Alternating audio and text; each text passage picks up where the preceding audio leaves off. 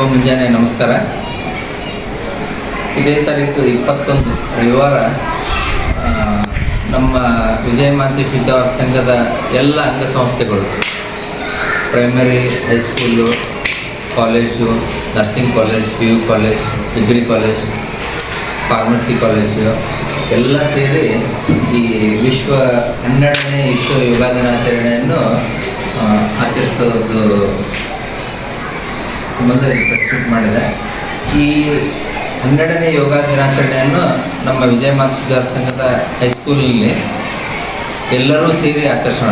ಊರಲ್ಲಿದ್ದ ಎಲ್ಲ ಯುವಕರು, ಹಿರಿಯರು ಎಲ್ಲರೂ ಇದರಲ್ಲಿ ಭಾಗಿಯಾಗಬೇಕಂತಂದು ತಮ್ಮ ಮೂಲಕ ನಾನು ಎಲ್ಲರಿಗೂ ವಿನಂತಿಸ್ಕೊಳ್ತೇನೆ.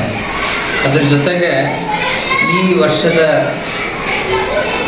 ಯೋಗ ದಿನದ ಥೀಮ್ ಏನಂತಂದರೆ ಹೆಲ್ದಿ ಏಜಿಂಗ್.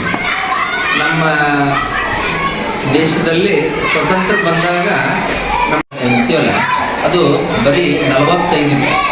ಇವತ್ತು ಅದು 65 ಮಟ್ಟ ಬಂದಿದೆ. ಅಂದರೆ ಸರಾಸರಿ ಏಜ್ ಅಂತಂದರೆ ಸಾವುಗಳು ಅವಾಗ ಬರೀ 45 ವಯಸ್ಸು ಸರಾಸರಿ ಇದರಿಂದ ಆಗ್ತಿತ್ತು.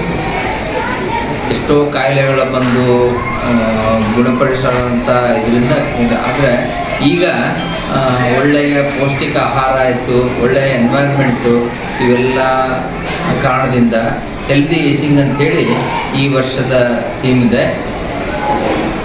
ನೀವೆಲ್ಲ ನೋಡಿರ್ಬೋದು, ವಯಸ್ಸಾದವರು ಮೊದಲು ಭಾಳ ಕಡಿಮೆ ಸಿಗ್ತಿದ್ರು, ಈಗ ಭಾಳ ಜನ ಇದ್ದಾರೆ. ಅದನ್ನು ಅವರು ಹೆಂಗೆ ವಾಂತಿ ಬೇದಿ ಬಂದು ಕಾಲರಾ ಗಿಲ್ರಾ ಬಂದು ಅಂತಂದ್ರೆ ಸತ್ತು ಬಿಡ್ತಿದ್ರು, ಮಲೇರಿಯಾ ಬಂದು ಎಷ್ಟೋ ಜನ ಸಾಯ್ತಿದ್ರು. ಈಗೆಲ್ಲ ಸಾಂಕ್ರಾಮಿಕ ರೋಗಗಳಾಯಿತು. ಆಮೇಲೆ ಈ ನಮ್ಮ ಈ ಹೆಲ್ತ್ ಅವೇರ್ನೆಸ್ಸು, ಗುಣಮಟ್ಟ, ಟ್ರೀಟ್ಮೆಂಟು ಹೆಚ್ಚಾಗಿರೋದ್ರಿಂದ ಸರಾಸರಿ ಬದುಕುವ ವಯಸ್ಸು 65ಕ್ಕೆ. ಇದು ಹೆಲ್ತ್ ಪ್ರಮೋಷನ್ ಅಂತಂದ್ರೆ ಏನು?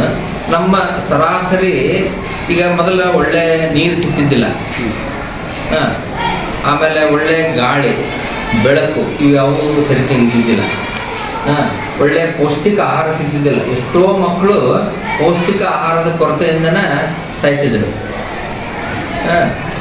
ಈಗ ಸ್ಪೆಸಿಫಿಕ್ ಪ್ರೊಟೆಕ್ಷನ್ ಅಂತಂದರೆ ಮೊದಲ TBಗೆ, ಆಮೇಲೆ ಈ ಮಲೇರಿಯಾ, ಮೀಸಲ್ಸು, ಮಮ್ಸು, ರುಬೆಲ್ಲಾ, ರೇಬೀಸು ಇವಕ್ಕೆ ಯಾವಕ್ಕೂ ವ್ಯಾಕ್ಸಿನ್ ಇದ್ದಿದ್ದಿಲ್ಲ. ಈಗ ನಮ್ಮಲ್ಲಿ ಎಲ್ಲ ಥರದ ವ್ಯಾಕ್ಸಿನ್ ಅದಾವೆ. ನಿಮ್ಗೆ ಗೊತ್ತಿರ್ಬೋದು, 12 ವ್ಯಾಕ್ಸಿನ್ಗಳನ್ನ ನಾವು 7-8 ವರ್ಷದ ಮಗು ಕೊಡುವಂಥ ಒಂದು ಇದಾಗಿದೆ.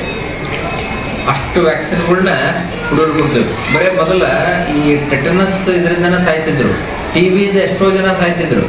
ಈಗ ಅದಕ್ಕೆಲ್ಲ ವ್ಯಾಕ್ಸಿನ್ ಬಂದವು. ಅಂದರೆ ನಮ್ಮ ಲಿವಿಂಗ್ ಇದು ಹೆಚ್ಚಿಗೆ ಇದಾಗೈತೆ, ಅದು ಒಂದು ಕಾರಣ.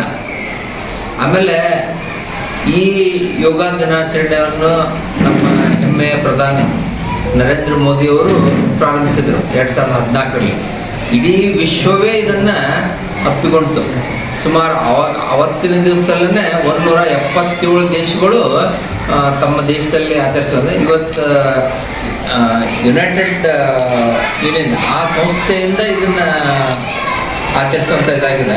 ಸುಮಾರು 200 ದೇಶಗಳು ಇಡೀ ವಿಶ್ವಾದ್ಯಂತ ಇದನ್ನು ಆಚರಿಸ್ತಾ ಇದ್ದಾವೆ. ಈಗ ವಿಶ್ವ ಯೋಗ ದಿನಾಚರಣೆ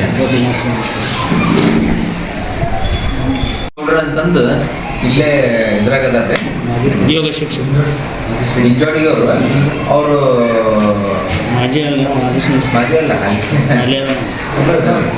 ಅಲ್ಲಿ CRPF ಒಳಗೆ ಏನು ಮಾಡ್ತಿದ್ರೆ ಅವ್ರು ವರ್ಷ ಬರತ್ತಾರೆ. ನಮ್ಮಲ್ಲೇ ಕಳೆದ 5-6 ವರ್ಷದಿಂದ ನಮ್ಮ ಸಂಸ್ಥೆಯಲ್ಲಿ ನಡೆಸ್ತಾ ಇದ್ದೀವಿ.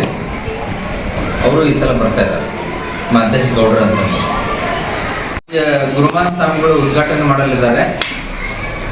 ಆಮೇಲೆ ಎಲ್ಲ ನಮ್ಮ ಕಾರ್ಯಕ್ರಮದ ಸದಸ್ಯರು, ಸಂಘದ ಸದಸ್ಯರು, ಊರಿನ ಹಿರಿಯರು, ಆಮೇಲೆ ವಿದ್ಯಾರ್ಥಿಗಳು ಎಲ್ಲರೂ ಸೇರಿ ಇದನ್ನು ಆಚರಿಸೋಣ ಅಂತೇಳಿ ಈ ಥೀಮನ್ನು ಇದನ್ನು ಮಾಡಿದ್ದಾರೆ.